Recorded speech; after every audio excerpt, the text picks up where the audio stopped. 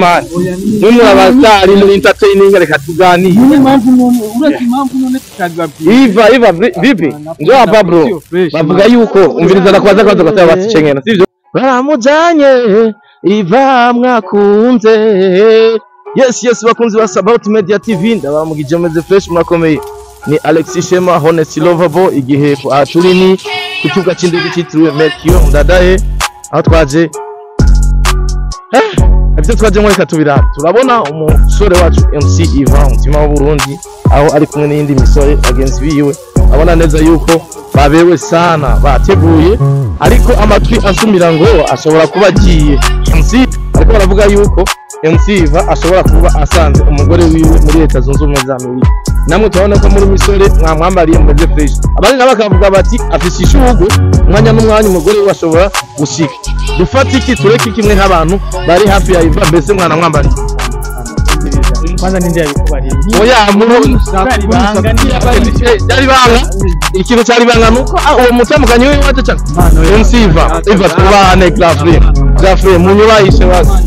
munyubahishe basi Grand Frère nitwemerana Iva bigezeje Iva Grand Frère bigezeje reka bace babagonga kubera muri mwe murafata nabi reka tuganire Grand Frère MC Iva biravugwa yuko umutambukanye wa Grand Frère reka tuganire mu bamugore biravugwa neza yuko ushobora kusanze umugore wawe muri Leta Zunze Ubumwe za Amerika abandi bakavuga bati umugore wawe umwanya n'umwanya ashobora gushika kanatsinda ufise ishurwe mu minwe ivyo bintu tubifate gute dufate kandi ivy'ukuri cyangwa atari ivy'ukuri imeze gute abantu bose bafite amashurwe nk'abagiye kwakira abagore babo kandi turimo turavuga twerekeza kuri wewe bamviriza MC bavugisha ukuri bimeze gute no ibiki agahigihigi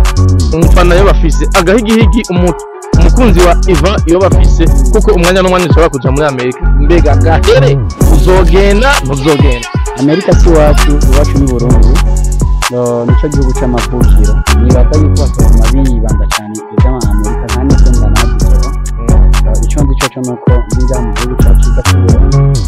ahubwo nosaba abantu bose b'abanyempano cyangwa abantu bose bashigikira abanyempano kudushyigikira kugira ngo akombore dushobore kugeza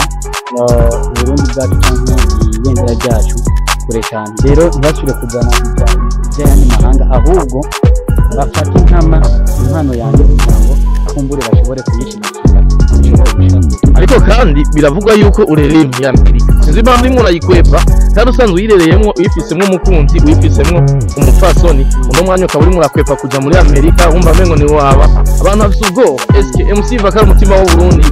ku mwanya n'umwanya dushobora kumubura akaja muri Amerika azoca acika umutima wa Amerika beza Uburundi buri umutima bizoca bigenda gute oya je nibaza yuko nta sinima no bandiko ntashobora gukorera igihugu canje Shema ikindi naco ndazi neza yuko Uburundi burimo intwari ndazi ko burimo abana b'impano nyinshi zigiye zitandukanye atayiva nta wewe nta cewe reka mutugafashanya ariko ico ngo masemirira ni kimwe jewe ndi Umurundi nzoguma hanyene ahubwo bashyigikire ikinyamakuru About Media TV gusonda kuri subscribe kugira ngo uko biri kose bashobore kunshigikira dushobore gushigikiranira kumbure birashobora kunshikana kure cyane bigafasha Urundi gwaruka ruri imbere yes reka tugushimire MC Iva ku mwanya duhaye ariko kandi tunakwifuriza ibihe vyiza mu miteguro byose wowe urimo zaba izingendo canke izindi projet ariko kandi tunagushimira ko ivyo ukora byose utibagira abakunzi ba About Media TV merci beaucoup nanyu ndabashimiye cyane gose ariko rero nta ngendo narimwe uretse yuko hari umwe mu bantu b'inkoramutima narinje kwakira kuri airport Chamugati namwe muca muraza rero mwibaza ko ngiye muramvumbura ariko c'est bien parce que n'ubunyamuga bwanyu uko biri kose muri ngaho kugira ngo mubere abambassadeur canke banki mubere jisho abantu badukurikirana ariko rero nagoma ndabivugire nga About Media ni ikinyamakuru gifite indoto nyinshi gifite ihangiro rinini cyane mu gihugu cy'u Burundi ni televiziyo novuga neza yuko ifite ihangiro ryo kumva yuko yofasha abanyempano byofasha abikorera utwabo byofasha abantu bose mu butandukaniro bw'ibyo bakora kubishikana kure cyangwa kubyamamaza muri ya ntumbero yo kwerekana ubwiza bugize igihugu cyacu cyiza cy'u Burundi icyo nsaba rero ni kugira tubayishigikire jewe ndahari Shema Giheka arahari, Pax Alaba arahari, benshi bariho kugira ngo dushobore gushigikirana twese. Yes, benshi bariho kugira ngo dushobore gushigikirana twese, ariko kandi uravuze ko waje gutegera umushitsi wawe umwe mu banyempano cyangwa se umugenzi wawe inshuti yawe ya hafi, ntiwashoboye kuvuga izina nimba atari banga utubwira kugira ngo by'ukuri nyene nimba haza kuba veshe yo kubona uwo mushitsi wawe umukunzi wa Sabaut Media TV abe yatanguye gutahura cyangwa se gutomokerwa. Ndi ngaha ku bwa Mimi Mihaye, numwe mu bigeme navuga neza yuko bagerageje kwiyubaka mu mireresi ndundi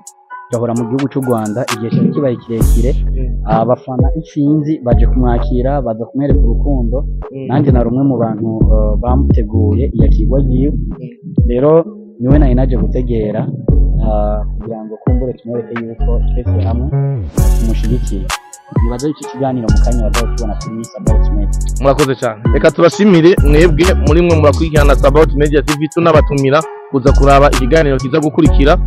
Yari Giheko turi kumwe na MC Iva, reka duce twerekeza aho Mimi Mihaye yo bari nimba atoba ari banga, ariko kandi akeneye none izina Giheko mani si ibintu bya fotopoto sizo twaje ngaho turayora. Aya ni umuntu aba yakoreye kandi aba yiri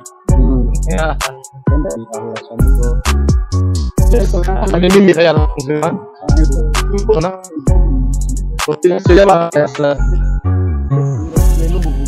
Max ingo tumuvugishe Mimi Mihaye turabe ya namona na dipete sana ya wakano ngo nimwe mugafite n'abantu. Oya Yego soko bambi bakunzi ba Sabaut Media TV barakeneye kumenya ukuri, ariko ndazi neza yuko nawe atari wewe ukwemera ko baguma bicisha imitima cyangwa se biyumvira ibintu abiri. Turakeneye yuko ufata iminota mikenya ukatubwiza ukuri, ukatubwira mbega MC Iva gacindege ari mu biki, mbega abakunzi ba Sabaut Media TV bomenye iki. So merci beaucoup. Bwa mbere na mbere nagomba manishimire abakunzi ba Sabaut Media. Tuvuga tugenda ngo tugegera internet Sabaut Media parce bari mu bantu ba mbere bamfashe mu mugongo cyane gose. Ubu ikinyamakuru cya Sabaut Media kigomba gikwize ababone barenga 7,000. Kimwe mu bintu bigaragara rero yuko banyizeye, kimwe mu bintu bigaragara neza yuko abankunze ndetse bakankundira ibikorwa byanjye. So nukuri ndabashimira bino dimva mutima cyane gose, ariko kandi nogera nashimye namwebwe uko biri kose nta muntu n'umwe yigera agira gute bagarare ngaha ushobora guhagarara nkuko turaba mino side, ariko kandi ukegera mu gatutu kugira ngo uhave uhangaye. Ya nta muntu n'umwe nibaza yuko ashobora kwikorana ikintu wenyine, ariko Imana yarabikoze uko biri kose biragenda neza. Rero agomba mfata akanya ndabashimira cyane gose ku buryo bamfashije, ku buryo basapotinze ibikorwa byacu. Rero nagomba nsabe aho bari hose bikomera amashyi, bigurira akantu bafate barari moya. Yes MC Iva uri umwe mu bantu bagenda baravuga cyane, baguma mu majambo bavuga cyane, umaze igihe kirekire mwaka gakino, ariko kandi ntiwigera usa ugumutwika. Urabona yuko no kuba uhagaze ku kibuga cy'indege byonyine byavugishije abantu ku rwego rw'uko biyumvira MC Iva aragiye aragarutse, ariko umuntu ashaka ko amagahigihigi cyangwa se amakenga amuvamo, uwo mubwira